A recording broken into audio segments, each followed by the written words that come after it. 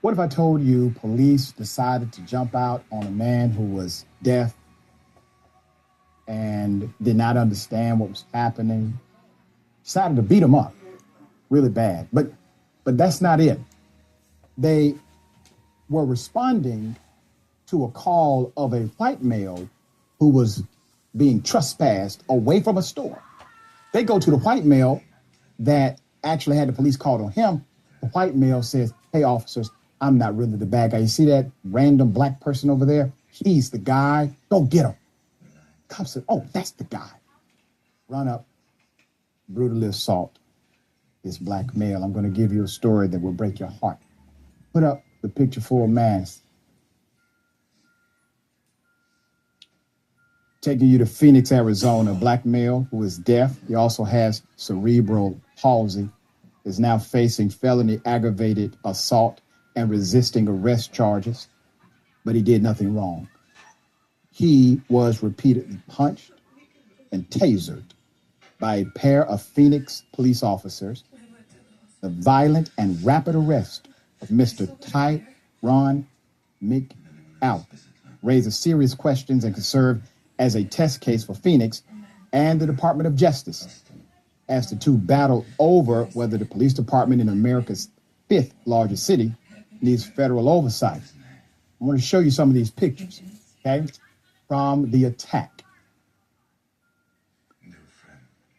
They literally rolled up next to him, jumped out and beat him up. Nothing else. Nothing else. And then they continued to torture this man. He's deaf. Acting on false claims from a white male who was under investigation at that time. Body camera video shows officers unexpectedly go after McAlpin, punch him in the head at least 10 times, taser him 4 times, and wrap their arms around his neck. Now, I got to remind everyone, this department just got finished with a massive federal review. The Department of Justice said the department is racist. I'm summarizing the report, but that's what they said. And then after the report, this happens. There's more. Quote, "It's hard for me to see how the city can come out and say with a straight face that it is meeting the DOJ report head on when this man is being charged with assault on police officers for this incident," said Jesse Showalter, one of McAlpin's attorneys. Phoenix police officials did not answer specific questions about the arrest, but confirmed it is under internal investigation. Quote, "This incident is the subject of an ongoing investigation and was assigned to the Professional Standards Bureau on August 30th, 2024, end quote. But Phoenix police and Maricopa County prosecutors continue to pursue a criminal case against the innocent McAlpin. During a recent preliminary hearing, Maricopa County Superior Court Commissioner Nick Saccone found there was probable cause for his August 19th, 2024 arrest. McAlpin was arrested by officers Benjamin Harris and Kyle Sue. There was no probable cause. Okay? There was no probable cause for an arrest. Maybe you have the prerequisite for a question, but you do not have probable cause to effect an arrest. The individual who had the police called on him is the one who said, "Hey, I need you to look at this black guy across the street. He did it." That's not probable cause. Not for an arrest. In their police reports and court testimony, the two officers stated that the innocent McAlpin was going to run, took a fighting stance, threw repeated punches, but not comply with commands. He's deaf.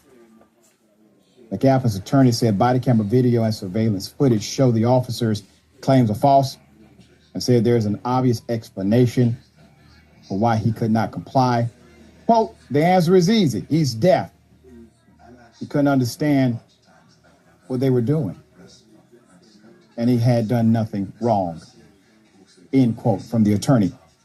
Quote, "Everything I see in that video is Tyron just trying to avoid being harmed by these officers? And that only makes them increase the escalation and the violence that they're using. End quote.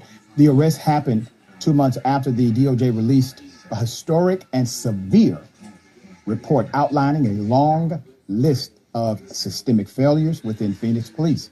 Among the problems cited by the DOJ, the following issues are also raised in this arrest present: racial bias, excessive force, dangerous use of tasers and chokeholds, and violating the rights of people with disabilities. They did it all on one man, and literally that's what the report says. They do all the damn time. Put up these pictures. The violent arrest stems from a morning call from Circle K employees who reported that a white male was causing problems and would not leave the store. That's according to the official report. While being trespassed, meaning they told him to leave, he wouldn't leave. They called the police to issue him a trespass, which could have landed him in jail. While being trespassed, the man claimed he was actually assaulted by a black man and pointed across the street at the innocent McAlpin. Officers, Twitter dump. Officers Harris and Sue took the man's claim as gospel, left the white male who was under investigation for illegally trespassing to run after Mr. McAlpin. The man's assault claim was later refuted by store employees and surveillance video records show. After handcuffing McAlpin, his girlfriend arrived at the arrest and told the officers that he was deaf and he had cerebral palsy. She says it right in the video. According to body camera footage, none of the officers at the scene included any of the information about Mr. McAlpin's disabilities in their reports. None. Said nothing. Other people had to tell the officers, what are you doing? He did nothing wrong. This individual is literally trying to just be. Officers didn't put in their report because they knew they had done something severely wrong. Well, they do it all the time. It's part of their culture. DOJ report outlined it. Put them up. Here are your officers. You got Ben Harris. You got Kyle Sue. Okay. Both Harris and Sue were called to testify during a preliminary hearing October 1st, 2024. You won't believe this. Harris testified that he immediately went hands-on with McAlpin within a second because he believed he was going to run and was going to fight. He just had a belief. It was just in his heart that this is what this black man is going to do. So I must violate all of his rights. He raised his hands in a manner that he was going to strike me, Harris said during cross-examination. Come on, big head. I'll get you some of that. What they communicated to me is that I was about to get assaulted. Not that someone was giving up. So what the officer is doing, and the judge is playing along with this sick-ass game, he's providing his standard, which is always subjective. See, officers get to have a subjective standard when it comes to reasons for their actions. Now, you can't do that. I can't do that. Our standards must be quite objective. Somebody who's reasonable has to agree that our actions were reasonably done. But an officer simply has to prove parameters of mind, meaning their own thinking.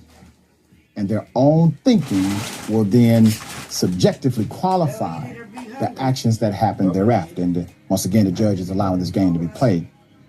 Harris also testified that he did not know if it was possible that McAlpin raised his hands to protect himself from Harris's sudden punches in response to a question from the prosecution. Harris said everything could have been avoided if McAlpin just indicated he was deaf.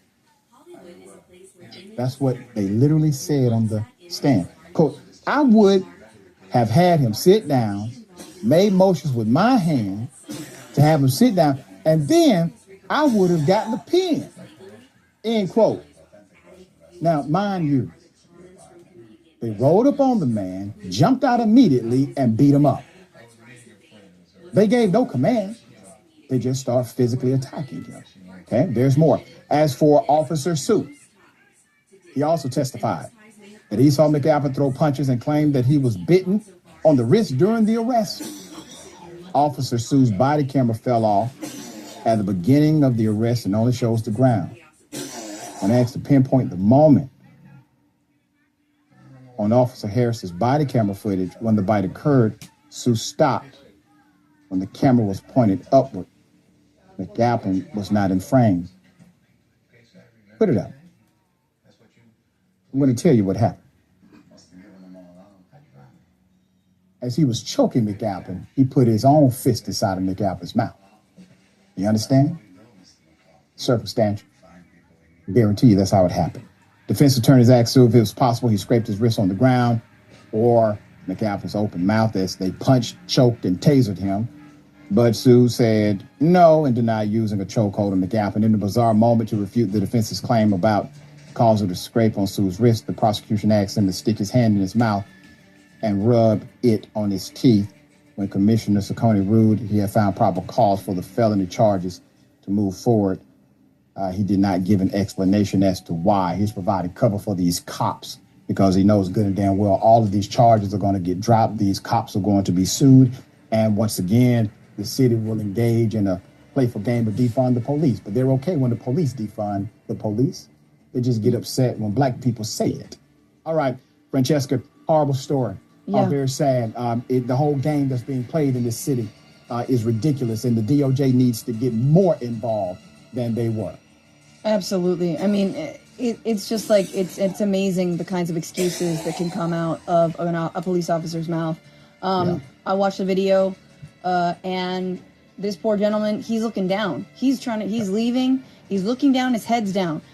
The police car rolls up. He tries to go around. He's just like, oh, this car's in my way. I'm going to go around. Then he looks up, and all of a sudden, two officers are jumping out of their car, and they're already beating on him. So, of course, and at that point, Doc, like, you don't even know if they're police. Like, you don't even register that they're cops. They're just two people who are just assaulting you. So, of course, you're going to put up your hands. I mean, and again, that's not to say that you wouldn't already, even if you did know they were cops. No one is willingly going to be punched in the face, but cops regularly call that resisting, which is absolutely, and that's a human rights violation straight up. But again, I mean, it's just incredible that these gentlemen will likely keep their jobs. And as we've seen, it's the taxpayers who are going to pay any payout to the victims of their, basically deputized gangs that run amok in cities like Phoenix and everywhere, right? I mean, the amount of payouts that taxpayers have to do because of this negligence. And if only it was obviously the context of this arrest is wild because, like you said, it is based on a white suspect saying, no, that black guy over there. What did he do? Did he fly? How did he get over there? Like, what are you talking about? So there's that. But I think the other thing is, like, why is throwing a fist first acceptable in any line of work, but especially if you're a police officer? How is that acceptable? Is he threatening you? Does he have a weapon out? No, and no. There's nothing about that situation that says anyone is under any kind of threat. And so they should immediately be fired from the force. Yeah, and the irony that they accepted the word of a white male who was under investigation without any corroboration at all. They then violate the rights of this individual. And for the Department of Justice, you can get involved now. There's a deprivation of rights here. Yes. So all of these consent decrees, that's great. It's a beautiful thing. But at the end of the day, you may need to make some examples out of police officers who continue to violate citizens in this country.